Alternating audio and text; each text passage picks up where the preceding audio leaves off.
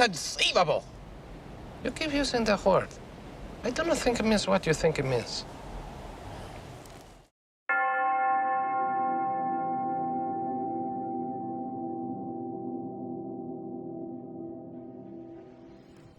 Common parlance is the shared vocabulary of a culture. Think of it as a sort of tapestry, woven from words and expressions passed down through generations.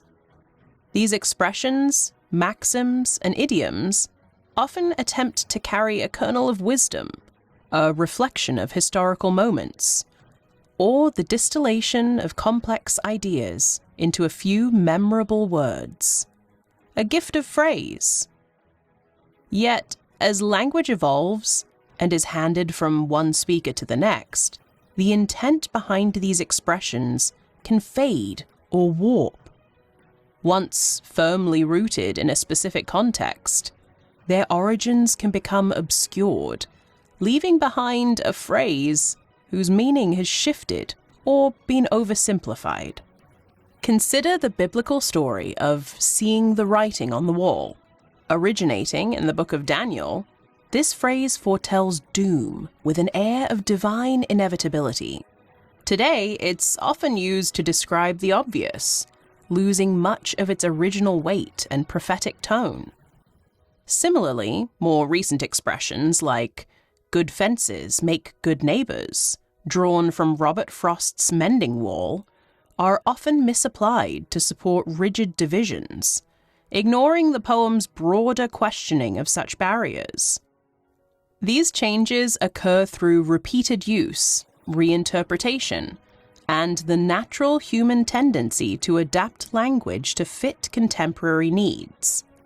Over time, the words endure, but their meaning may shift like a river, altering its course.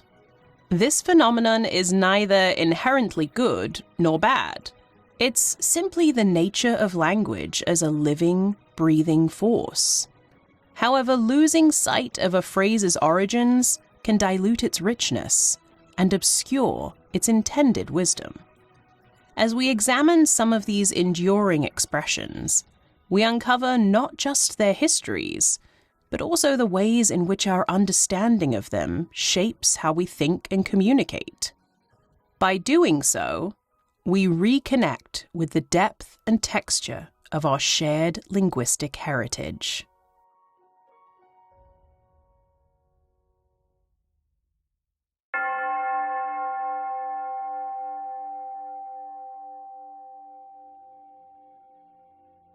The phrase shouting fire in a crowded theatre has become synonymous with the idea that free speech has limits, particularly when speech endangers others. Its origins lie in Justice Oliver Wendell Holmes' opinion in Schenck v. United States, where he justified restricting speech that presents a clear and present danger. The irony, however, is that this principle was applied to suppress dissenting voices, such as Yiddish-speaking socialists opposing World War I. These activists distributed pamphlets denouncing the draft as unjust and destructive, likening the war to a fire consuming the lives of the working class. They were, in their view, shouting fire to warn against what they saw as the figurative conflagration of militarism. Yet their warnings were silenced under the guise of protecting public order. Today, the phrase is often invoked to silence controversial ideas, yet its origins remind us of the importance of discerning when speech truly endangers versus when it challenges the status quo. As Holmes himself later reflected, the standard of clear and present danger was flawed and overly restrictive.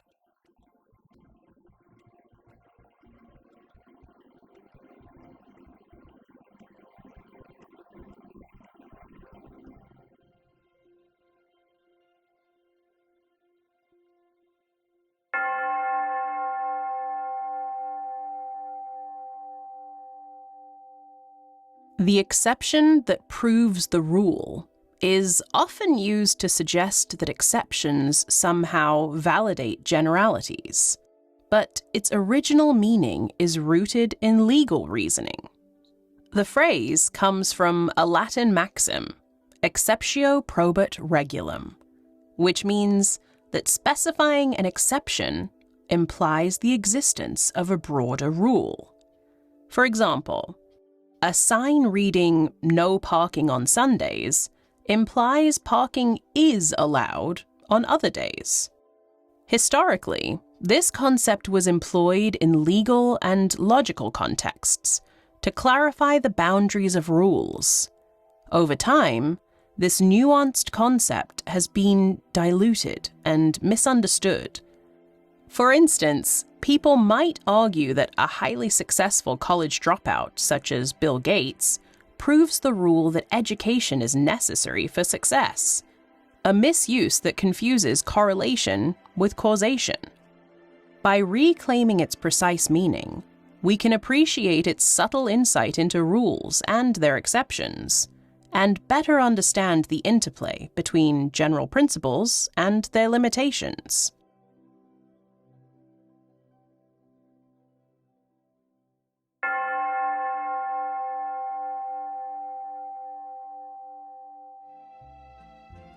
Marie Antoinette's apocryphal remark, "Let them eat cake," is often cited as a symbol of aristocratic ignorance during the French Revolution. However, the phrase predates her, appearing in Jean-Jacques Rousseau's Confessions, published in 1782, where it was attributed to an unnamed great princess. It reflects a broader critique of the disconnect between rulers and the suffering poor. The misattribution to Marie Antoinette likely stems from her unpopularity and the desperate conditions of pre-revolutionary France. Over time, the phrase became a caricature of Marie Antoinette's supposed indifference, despite no evidence she ever uttered it. Today, it serves as a shorthand for elite detachment, yet its history reminds us that such phrases often oversimplify complex realities, distorting both the speaker and their times. The tragedy of the French Revolution, hunger, poverty, and class struggle, is obscured when this phrase becomes merely a catch-all for perceived arrogance.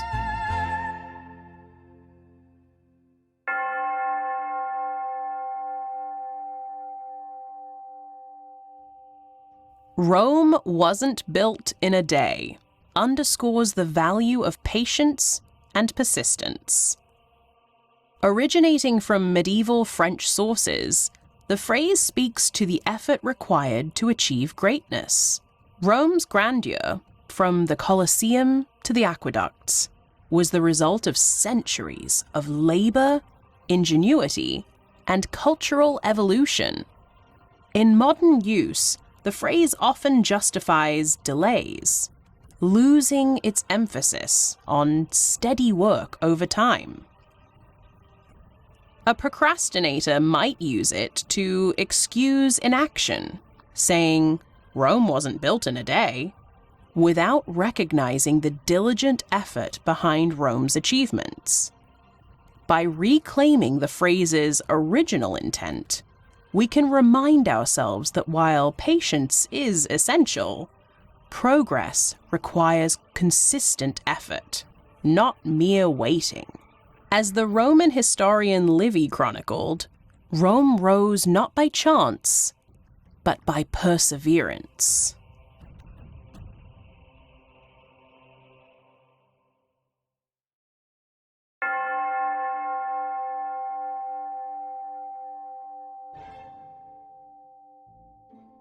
The phrase "curiosity killed the cat" warns against the dangers of inquisitiveness, but its original form was "care killed the cat."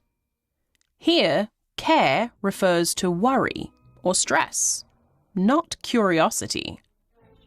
This early version appeared in 16th century English plays, including Every Man in His Humour by Ben Jonson. Over time, the phrase evolved, with curiosity replacing care. This shift in meaning discourages exploration, stifling intellectual growth. A modern misapplication might be telling a child not to ask questions, out of fear they'll uncover something unpleasant. Reconnecting with the original phrase reminds us that curiosity is often a strength, not a flaw, and that undue worry, not inquiry, is the greater danger. As Albert Einstein once said, the important thing is not to stop questioning. Curiosity has its own reason for existing.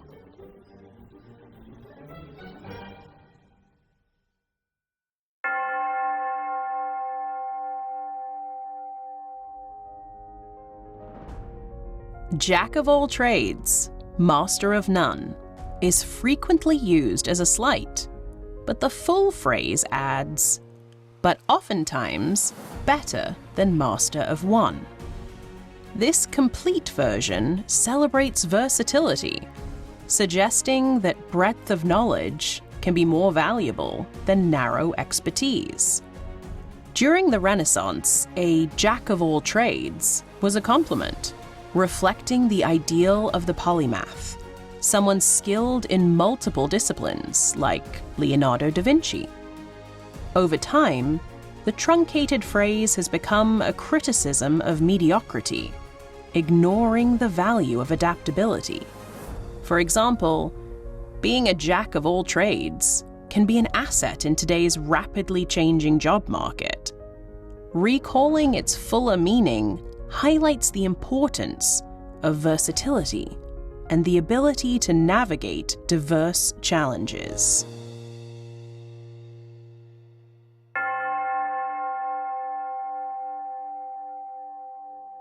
The modern interpretation of blood is thicker than water suggests family bonds are the strongest, but the original proverb was, "The blood of the covenant is thicker than the water of the womb."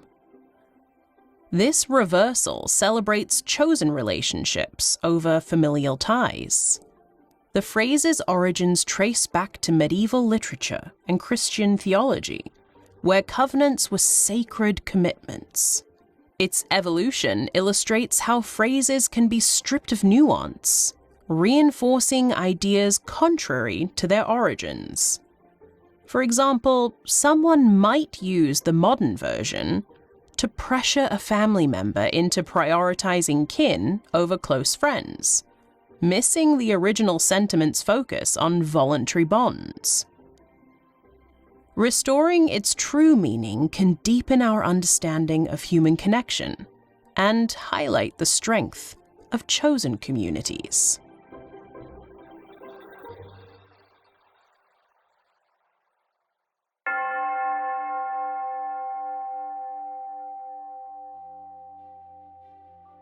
As previously mentioned, in Robert Frost's Mending Wall, good fences make good neighbors is often cited to justify boundaries. Yet, Frost's narrator questions the need for these barriers, suggesting that they inhibit connection. The neighbor repeats the adage in the poem, but the narrator wonders, "Before I built a wall, I'd ask to know what I was walling in or walling out." The phrase's misuse highlights how language can lose its richness when divorced from context. In a modern context, it might be invoked to defend social or political barriers, ignoring Frost's skepticism. Recognizing the poem's nuance opens us to questioning assumptions, fostering deeper understanding and dialogue. As Frost implies, breaking down unnecessary fences invites the possibility of connection and growth.